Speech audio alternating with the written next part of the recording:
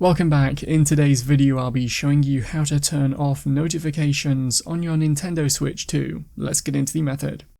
On the Switch 2 home screen, head to the System Settings app and then scroll down until you are in the section called Notifications.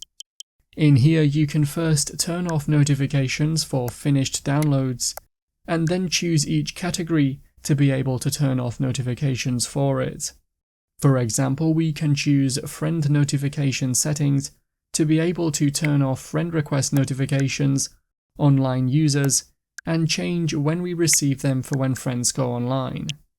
Set these options to No One to turn off these notifications.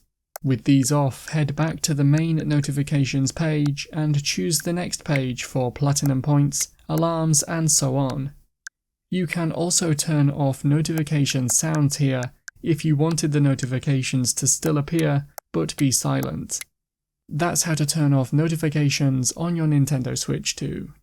If you have any questions, then let me know in the comments below, and if you did find today's video helpful, remember to leave a like and feel free to subscribe for more tips in the future. Be sure to stick around to see some of my other videos that you might be interested in. Thanks so much for watching, and I will see you in another video.